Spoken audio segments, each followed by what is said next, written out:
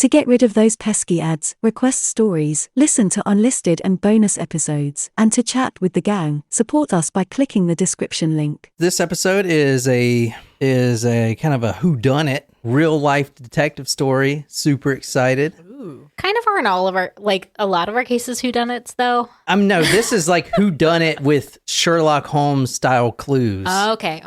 Like cryptic notes and stuff. Like the cryptic clues that we used to get about making custom cocktails. Like, where are we going? Who we killing? Yeah, stuff like that. Do you want to throw something out there? No, not yet. But okay. Then I'm doing actually 2 cases simultaneously. Both of them. That's going to get confusing. I know. But we're going to do those for our top tier Tacos Primos, which is all you guys, I'm pretty sure, right after this. So stay tuned. My name is John. I'm sitting here with Jen and Nicole. This is Talk Murder Me podcast. We live stream every Saturday at 1 p.m. Eastern Standard Time. This obviously is not Saturday. This is one of those times where we're, a day late. But if you like this... It's my fault. Yeah. It's fine. If you like this, you can follow us on any podcasting app, Talk Murder to Me. And I also did a YouTube interview with another podcast that's on talkmurder.com. That's the first post on there if you want to check that out. And if you like narration, true crime, then check out our sister podcast, Among the Dirt and Trees. And if you like this, then support us, patreon.com/talkmurder. I think that's it. So that's my plug. And I have There's an interesting plug sound. I feel like you're pulling the plug too hard if it's making a popping noise. Was it? Yeah. Were you pulling the plug or were you putting the plug in? Either way, there should be no pop. That means there's a spark. I've been electrocuted like that before. She has. She stuck a thing in and out. I remember. This was like 2 years ago. I'm like, Ari, what are you, like 7? You stuck a fork in the outlet? I didn't. It was my finger. I wanted to see what it'd do. And it was a light switch box, okay? It didn't seem dangerous at the time. Okay, apparently. It was actually a screwdriver now. Oh my God, that's worse. Okay, hang on. We do have a Taco Supremo to welcome this week. Jennifer. Hello, namesake. Hello, Jennifer. Next on our surprise shot list is Frisk. Frisky business. Frisk. Yes. I forget what nickname she told us to use, so. All right, well, thank you, Frisk, and thank you, Jennifer. I picked this out, so. This is a homegrown shot. Surprise shots. We don't know what they are because they're a surprise. So this is for... Frisk. Cheers, y'all. Cheers. Oh, you didn't even finish it. Yes, I did. No. Okay, there's a little bit left. I don't want to hear it, Jen. I didn't say anything. You remember 2 weeks ago you were late? He was a big old baby when it comes to surprise shots. Gross. What was that? You want to take a guess? No, not really. Some type of is it like grape? It was actually gin. Gin. Yeah. Kind of gin. I forget. Okay. I wasn't sure. I was thinking about making a Thanksgiving themed cocktail, but I wasn't sure if you're going to be drinking today because it was Sunday. Let me tell you, I'm struggling with my diet this weekend, but that's okay because you're allowed to, Tomorrow's a new day. It is a new day. So yes, maybe for the next episode, we can have a Thanksgiving cocktail. Okay. Heather had sent me a recipe. So is this the Thanksgiving episode or the next one's the Thanksgiving episode? The next one right after this is basically like, Thanksgiving dinner. Okay. All right. So I'll do the cocktail for the next one. Does that mean a cannibal case? Because I've also been doing a lot of cannibal cases. So this one here is actually pretty fun. Not fun, but... I don't know if we can classify cannibalism as fun. No, this one's not cannibalism. Oh. Like I said, I've been doing a lot of cannibal stories. We did the Albert Fintra story, and he was a cannibal. And basically, I need to clear my search history because I've been getting a lot of cannibal cases. And I'm actually got 2 more in the works. This is Cleared the same cookies. This is the same way that you kept getting all the Canadian cases when we first started. That's right. Yeah. But I found this one, and this one is not a cannibal case, and it is more of a whodunit. Ooh. So it's not going to be gruesome, but I am going to need everyone's help to try to figure out who done it. And if you know this case, which you probably don't, then, please don't spoil it. But yeah, let's get started. I love whodunits. I love mysteries. That's one of my favorite genres. But I really do like thrillers, and I've been more okay with horror. I feel like maybe I'm growing up. I don't know. But thrillers are my thing. I really like suspenseful stuff. Yeah. All right. Tonight, we're going to December 6th, 1983. I wish I could claim this next line, but fortunately I can't. I'm actually pulling it from the Miami Herald, but it says, quote, "It began like many South Florida murders." Oh, okay. It was like... Is someone eating someone's face? No, this is 1983. So is this like gang related? Is it drug related? This story, like I said, we're going to South Florida, December 6th, 1983, and we're covering the Liquid Matthew murder. Liquid. The Liquid Matthew. Like Alex Mack? Oh my God, I was thinking the same thing. Yes. What? Alex Mack? Was it The Secret Life of Alex Mack? The Liquid Matthew murder. She turned into like a Capri Sun person. What do you, what do you she, think like, of that, turned Jen? into like a pile of goop and she could like move around. Go under doorways. And she like solved mysteries. The Liquid Matthew murder. What do you think of that, Jen? I don't know what to think. It sounds Damn it, say your thing, Jen. Oh, I don't like that. Shit, well, that didn't work. Well, my catchphrase is not something that you can tell me what I can and cannot like. I have to respond organically to something. I haven't been saying it that much lately, I guess. The Liquid Matthew case. I don't like that. Well, now you're just forcing it. But does that not sound like crazy? Like, what are we talking about here? Someone being Liquefied? put into a juicer. It began like many South Florida murders. 2 joggers out for exercise. This is the early morning. The fresh air mixed with that sweet smell of human decomposition. I don't like that.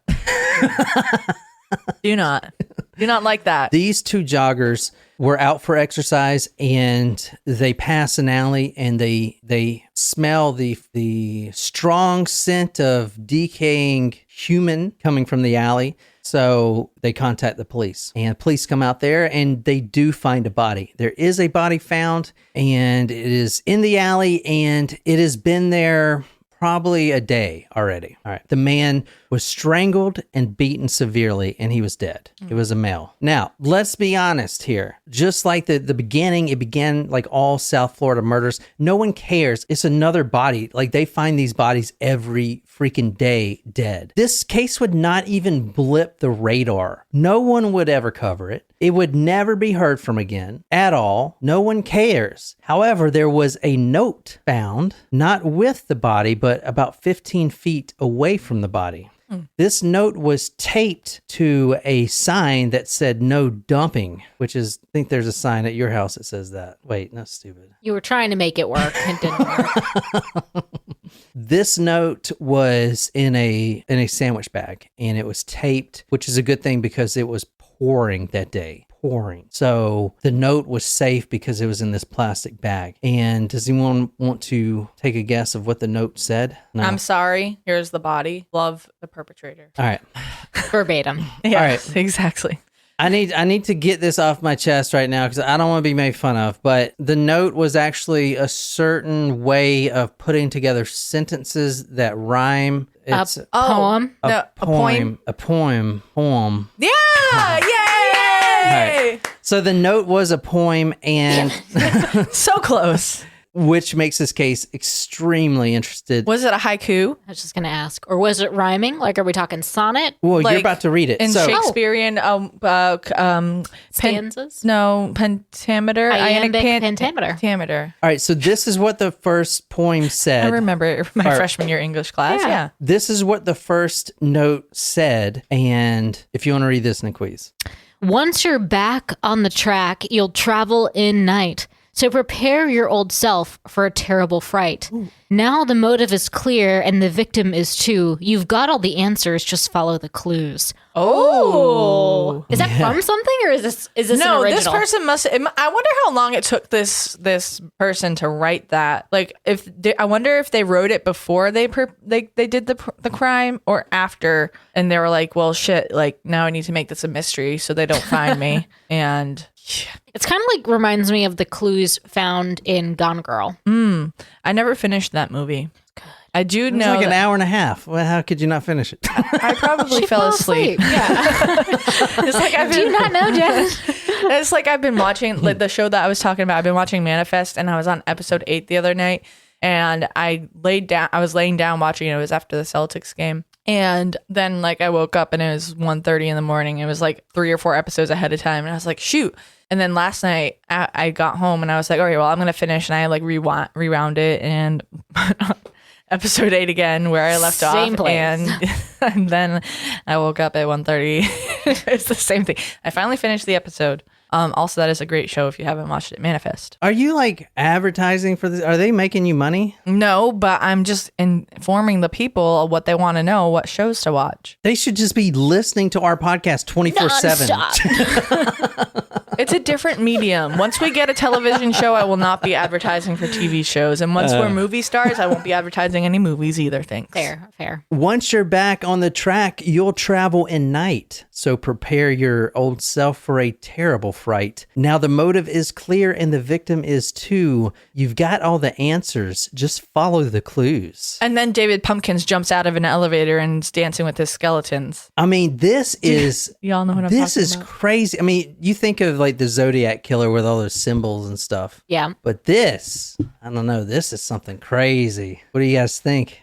So I think this tries to say the killer is an intellectual, smart and educated. Yeah. Okay. I mean, I think I could write something better than that. But that, like, you, All right, it to says- put that much, this is planned.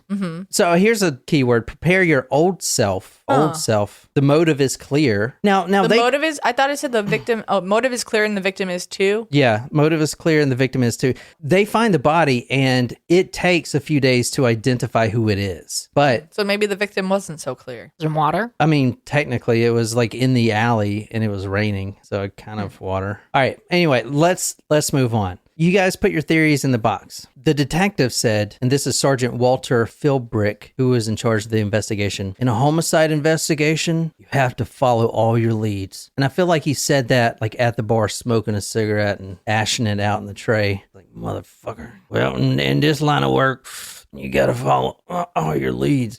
Is this a joint?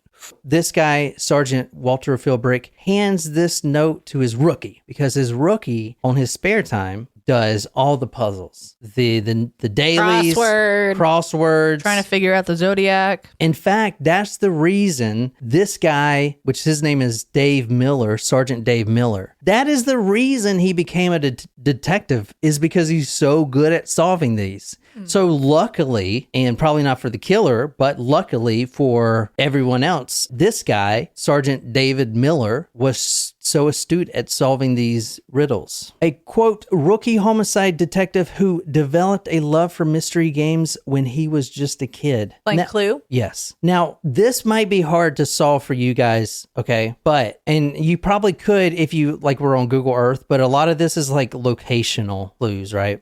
But it took him about 1 hour to solve this riddle, and it led him and his team to an intersection. And I looked up the intersection, and this is it right here. So this is South Florida right here. It led them to Northwest 103rd Street and Okeechobee Road. Right here at this is West Okeechobee Road, and Looks like a busy area. Well, Miami's like busy anyway. yeah, and this is 103rd Street. Anyway, so around this place right here, where you're looking at right here, where it kind of intersects, there was a speed limit sign. And so with that note, that first note, he found this intersection, and you know how he knows that it was the correct guess? Because there was another note. Oh. Of course there was. I'm actually not surprised by this. All right. What did the note say? Well, I'm going to tell you, Jen. Taped to the back of a speed sign was another note. And this one is more cryptic than the last, I will say. So if you want to read this, Naquiz, and I'm putting it on the screen for you guys to read as well. Yes, Matthew is dead, but his body not felt. Those brains were not Matt's because his body did melt. Oh. The Liquid Matthew case. Like that. All right. For Billy threw Matt in some hot boiling oil to confuse the police for the mystery they did toil. Here is where Billy dumped oil from the drum and poured liquid Matthew every drop till it's done. Now Bill, it is said, never winced at this once, but pleasurely filled the canal with the dunce. So whose body was it that they found before? Who's Billy? What? Okay. So that would lead me to think that the person that they found was not Matthew, but he melted in a vat of oil and was dumped into the canal. So that would mean that there were two people, two victims, unless it was Billy that they found, and this person was like a vigilante killer because Billy killed Matthew and then he killed Billy. All right. So is that what you're going with, Jen? Billy killed Matthew and Matthew killed Billy? No, but it's just a guess. Okay. Why is it right? Because if it's right, then yeah, that's what I'm going with. It's not, no. Oh, but yeah, it's good that these detectives are on the case and not me. You. I knew he was going to say something like that. All right. I don't think that I would be a bad detective. I don't think you'd be you were. I don't think you'd be a good detective either. Well, listen. So when I you'd be like on the fence, like she good, I guess. But she'd have desk duty every 4 weeks. Sorry, I wouldn't even. Where's you at? There you are. It's fine. They don't need to see me. They can just hear my voice and know that I'm there. I'll be there. Anyway. No, when I was in college, I was senior year, and I took a career assessment, and I was meeting with the dean of the career center at the college. She helped me go over the results and said that I would be best suited for either a school counselor or a police officer. So maybe I would be a good detective, John. Maybe. Yeah, you'd be a great traffic cop. So this case right off the bat from the detectives, because they actually put this, as you read in the newspaper, that one you just read was a day after the murder. They went to the newspaper because they're like, okay, yeah, we can solve it, but this is South Florida, so we got shit to do. We got a lot more bodies to sort through. Can anyone help us with this? More importantly, if you know who did it, just come forward and tell us. But the case became known as the Liquid Matthew case, for Billy threw Matt in some boiling oil to confuse the police for the mystery they did toil. I feel like we could have come better prepared for props in this case. One of us could have worn a monocle.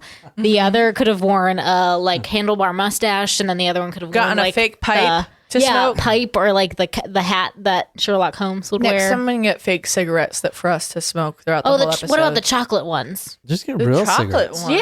Yeah. Do they still make those for kids anymore? I don't remember chocolate cigarettes. I remember chalk cigarettes. Yeah. Or chocolate cigars? No, I'm talking about the ones that are just plain chalk. Not chalk, but candy chalk. Candy chalk? Yeah. I don't know candy chalk. Were you eating the chalk on the blackboard? It's not edible.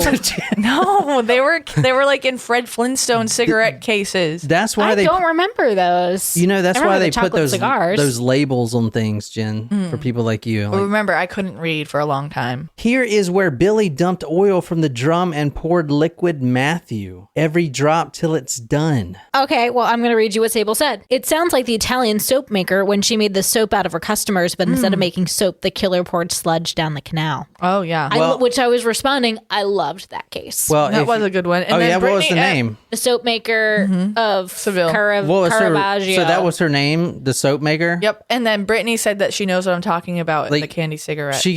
She gave birth, and what do you want to name it? The soap maker? Leonardo Gianculli. Gianculli? Gianculli. Isn't that her name? No. Gianculli? No. What was her name? Corleago. Brittany, they also used to come in the stocking stuffers, the little candy. Bupa de Bipo. Leonardo Bupa de Bipo. There's a couple new Italian restaurants in my town that I really want to try. All right, we got to get on. But you guys don't remember those stockings with the candy that had the Fred Flintstone candy chalk cigarettes? All right, this became known as the Liquid Matthew case. Here is where Billy dumped oil from the drum and poured liquid Matthew every drop till it's done. So Detective Miller had another hunch. It took him to the Palmetto Hospital. Oh, the Palmetto Hospital. In Florida. What? Well, we're the Palmetto State, so. All right, it took him to the Palmetto General Hospital in Florida, Jen, And I'm not saying that it was here. I'm just saying it was reminiscent of here. so how he figured this out, I mean, I obviously have figured this out within, seconds, but I get if you guys don't want to try to figure this out and how it led him to the Palmetto General Hospital, but here is where it led him, and it actually led him to a canal, which I'm believing is this thing. Mm-hmm. And how do you know, or how do you think he knew that he was in the right place? There was another note, a drum of oil. As they walked along the canal bank, the detective spotted an oil slick from a drum of oil, yes, and inside the oil slick was a bone. Ooh. Quote, the length of a pencil, end quote, floating in the oil. Is it a foot bone, maybe? At this canal, there was a bone floating in oil. Right. But around, probably a couple blocks away, taped to another sign. So he was in the right place. Okay, so they found the Was oil another first, sign. and then they Yes. found the sign. Yes. So However, the sign was not with the oil. no, I think it was like a couple blocks away or something. Okay. But the note talked about Ted stalking Sue. That's the only thing they released on the note. Ted stalking Sue. I think they want to keep it in case someone comes forward and has information about that isn't public. That note was found at 16th Avenue and 39th Street. And that note was actually taped under a park bench. So Miller, How does this poet figure out the best place to put these notes that the police will find them? I don't know, Jen. Like, because what are the chances that you find something half a mile away, a body or oil, a bone, half a mile away, and then like the detective decides he's going to go on a walk in the park and sits on that exact park bench and is like, oh my God, a note. Well, they were actively looking for something. Yeah. Think about it. So they were probably combing the area Apparently and looking by the canals. Maybe I wouldn't be a good detective. No, apparently the note with the oil and stuff puts them right where this note would be at the park bench. I'm telling you, these clues are locational. You're not going to know it unless you live in Zombieland, Florida, right? Police printed these notes and put them in the newspapers, which you just read. And then they were basically asking for help. Can anyone solve this for us? Because we got to bring justice to this dead man. So where are you guys at right now? Because I will tell you, the one who wrote the letter walks into the police station. Is he a cop?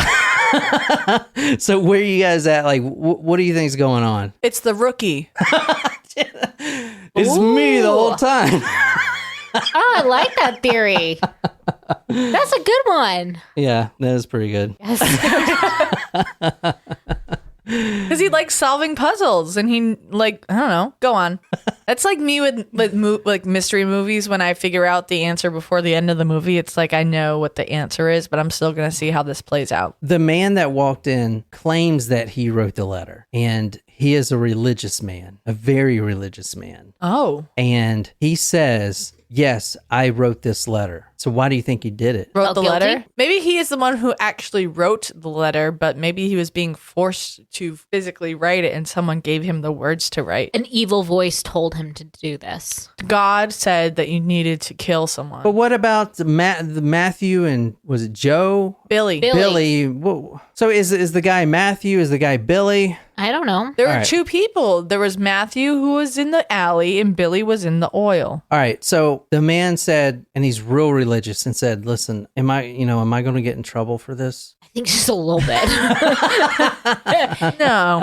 Why don't you come into this room and let's just talk? Well, I will say that he actually didn't get in trouble for it. Because You want to read that? Churches use clues to solve fake murders. they're fake. What do you mean? So you've been wasting our time? This isn't even a real murder? I'm done. This is No, the body is real. The body is real. What? However, and this body was found in December. However, on Halloween every year, on Halloween, 4 churches get together and they do this whodunit, goblin, and monster thing where they write these clues and put them all over Hialeah, Florida, and then they solve these fake murders. However, coincidentally, the first note was only 15 feet away from the dead body. But Like a real dead body. But this Was the bone in the water real? But yeah, it was an animal bone. But This is a very, very elaborate prank by a fucking church. No. Listen. No, the body was found December 6th. So it was the body was killed December 5th. This was a Halloween thing the churches do every year. They just didn't go back and collect the notes. So the body had nothing to do with the notes. No, nothing to do with it. Well, that's bullshit. Now I don't know where this guy came from or what. So he didn't get in trouble because he said, we were going to, because this was Halloween 2 months before, we were going to go collect the notes, but the next morning it was pouring out. So they just forgot about them. So Very the only likely story. The only thing he would get in trouble for is littering and putting notes on places all around. So the dead body had nothing to do with it, and the bone in the drum had nothing. Like, was the an bone animal part of the bone. prank? It was just or was that just no? It was just coincidence. Wow. So, all right, every year on Halloween, 4 Miami-Dade churches participate in an elaborate monsters and goblins. God, this is such a bad idea. We should do it. All right, Bad hold idea. on. Let's do our own. So every year on Halloween, 4 Miami-Dade churches participate in an elaborate monsters and goblins and cryptic clues. Quote, they make up clues to fictitious murders, and the kids, they're children, right? These are children solving these, Jen. And we still couldn't get it, but that's okay. The kids get an initial set of clues that leads them to other clues. There were 4 church groups with 4 separate sets of clues to 4 separate sets of murders. These clues were left around North Dade County. On the night they did this, it was rainy and nasty, and they didn't get a chance to go out and retrieve all the notes and clues. It just so happened by an extreme coincidence that one happened to be placed so close to an actual murder scene. I have some questions. So I need to know, was this like no, there still is someone dead, okay? But I have And a serious it was question. just bad note at the body was placed at the wrong place at the wrong time. Is this not crazy? It is crazy. All right, how many? I'm like all having a right, hard time with this. How many people, and me included, how many people automatically think that there's a connection when you find the note? A bunch of people. Me. Everyone, right? Right. Who would ever think that a church would, that these notes weren't connected? They would never have found out until they put it in the paper and this local pastor comes forward. And yeah, he didn't get in trouble at all. And they didn't even print his name because he felt so embarrassed. Oh my God. I mean, Now I have to get my theory together. that sounds like a fun church to do such scavenger hunts. Was it 4 of the same churches? They would do it every year. I'm assuming they stopped after Was this it- year. The churches were not released. They were not publicly released, the names of them. I mean, people who played every year, I'm sure knew. Yeah, but I'm wondering if it was 4 of the same sect. Like for example, All we have Catholic churches or something? we have a young adult group in the area. now and- keep in mind that body wasn't there when they played this game. You guys understand that? Right. Would you imagine if it was? Like, oh, wow, a lively prop for us. I mean, this note was up for 2 months before that body was there. And it was in a plastic bag, so it was preserved. So did they find, yes. what's the outcome of the actual person who died? Yes, there was a body that was not fake. The police soon identified this body, Liquid Matthews' body is what they called, the case, as Francisco Patino Gutierrez. So initially, I was hoping you guys asked the ethnicity of the person, because this man was Colombian and he was a seaman. He basically immigrated from Colombia to Miami, if you want to say that. Not really, though, because him and another person aboard that boat, a cargo ship, the Panamanian cargo ship, the Nera, were traveling with large amounts of cocaine. And the detectives, before the murder of this man and the other man, the detectives got wind of a big drug shipment coming in, and they busted the boat, and everyone, the people were arrested. And then obviously the cartel doesn't like to give second chances. So as soon as they get out, they were whacked on the street and just dumped there. The other man was found with a quote bullet riddled body, and he was also found near a canal. It was not the same canal, but this case was an extreme coincidence. And I thought it was really interesting. I mean, come on, dude. Is that not the coolest shit you've ever heard? I'm mad that I wasted my time trying to figure this out. Okay, well, the next case is, cannibalism. So I hope I didn't waste your time. A turkey for me didn't waste a turkey for you. Yeah, you did not waste my time. The people of Miami in 1983 wasted my time, but I am glad that you covered this story because it was a good one. Very entertaining, yeah. Yeah, it was. It was a good one. Yeah, very not really known case. Honestly, when I was like doing my research on what cases to get, I always like something like if it says Liquid Matthew, obviously you're going to click that. Yeah. And then I started reading it and I was like, whoa, because I went down the hole too. Because when I start a case, like I go back to the first time a newspaper article was printed and then I like work the case up from there. So I'm just like looking at Google Earth, like what? And then I figured it out, Wow. Yeah. Crazy. I'm so mad. Wow. That is a twist. That's why the freaking notes have nothing to do. Like they don't make sense. But I also want to know what this fictitious murder was where this guy gets dumped in oil. This is this church writing this shit. I want to know the rest of the story. Like, where were the other notes? Like, who wrote this? And this is for kids? I know. And they were poems, that's too. Dark, man. Yeah. That is dark. Yeah. Shram goes, I thought churches usually just have Easter egg hunts. WWJ done it. Oh, man. Yeah. All right. Well, that was that case. I hope you guys enjoyed. The next case, we're doing a Thanksgiving case and sort of Thanksgiving dinner case. Thanksgiving. And after that, we're just doing another terrible story. Like, I don't know. I got to get off this cannibalism thing I'm on. But anyway, you have been intrigued with the cannibalism most of late. Yeah. So anyway, if you like this and want to stay for that one, become a Talco Supremo, top tier, patreon.com/talkmurder. All right. So I hope you guys enjoyed this. My name is John. I'm sitting here with Jen and Nicole. This is Talk Murder Me podcast. You can find this on any podcasting app and be sure to subscribe. And until next time, good night, you lovely, lovely people. How was that? I loved that. Yeah. It's also infuriating, but I loved it. We're like, nobody actually died. I mean,